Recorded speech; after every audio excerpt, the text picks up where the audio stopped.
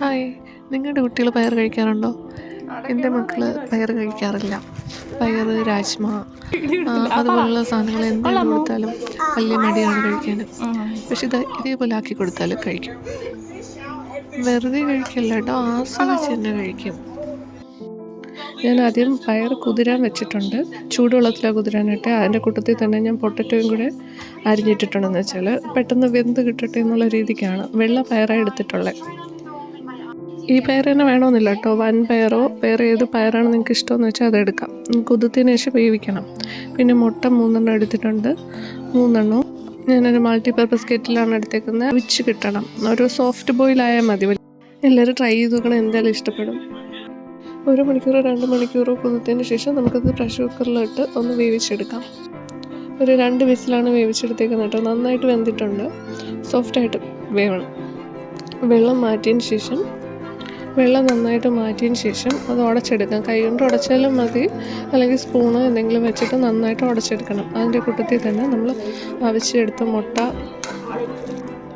നന്നായിട്ട് തൊലി കളഞ്ഞതിന് ശേഷം അതിൻ്റെ കൂട്ടത്തിൽ മിക്സ് ചെയ്യാം. ഞാൻ കെറ്റിലാണ് അവിച്ചെടുത്തേക്കുന്നത്. 5 മിനിറ്റ് വെച്ചപ്പോൾ ഈ പരുവത്തിന് കിട്ടിയിട്ടുണ്ട്. സോഫ്റ്റ് ബോയിലാണ് ചെയ്തേക്കുന്നത്, അധികം വെന്തിട്ടില്ല, എന്നാൽ നല്ലൊരു സോഫ്റ്റായിട്ടിരിക്കും. ആ ഒരു പരുവാക്കിയതിന് ശേഷം ഇനി നമുക്ക് ടേസ്റ്റ് കൂട്ടാനായിട്ട് ഒരു സവാള, 1-2 പച്ചമുളക്, കുറച്ച് ജീരകം, ഇതെല്ലാം കൂടെ ചേർത്ത് മിക്സിയിലൊന്ന് അരച്ചെടുക്കുക. ഫുള്ളായിട്ട് അരയണമെന്നില്ല, ചതച്ചെടുത്താലും മതി. അതിനുശേഷം ഈ മിക്സിൻ്റെ കൂടെ ചേർത്ത് മിക്സ് ചെയ്യാം. മുട്ടയും നമ്മൾ ഈ ചതച്ച് വെച്ചേക്കുന്ന സാധനങ്ങളും എല്ലാം കൂടെ ചേർത്ത് മിക്സ് ചെയ്ത് ഈ ഒരു പരുവാക്കി എടുത്തു. ഇനി പയറിന് കുറച്ച് ഉപ്പ് ഇട്ടിട്ടുണ്ടായിരുന്നു. പിന്നെ ആവശ്യത്തിന് ഉപ്പ് നോക്കിയിട്ട് എത്രയാണെന്ന് വെച്ചാൽ ഒരു 1/2 ടീസ്പൂൺ ഉപ്പ്. എല്ലാം നല്ല ഹെൽത്തി ആയിട്ടൊരു സാധനമാണ് കേട്ടോ. Full പ്രോട്ടീനാണ്.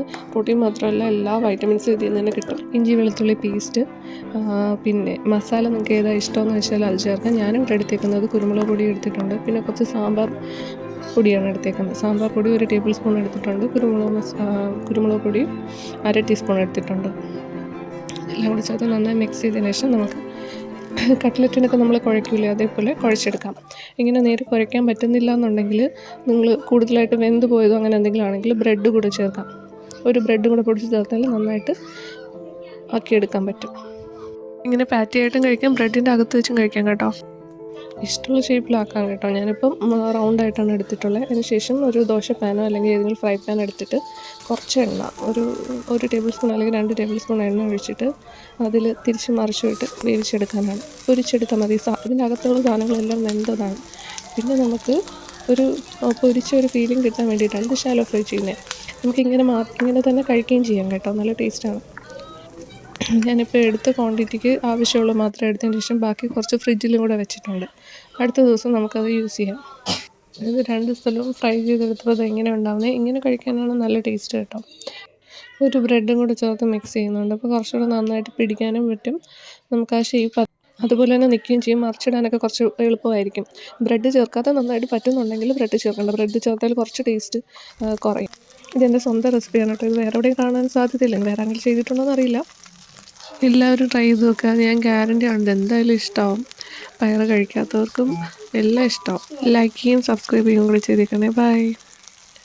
Thank you for watching.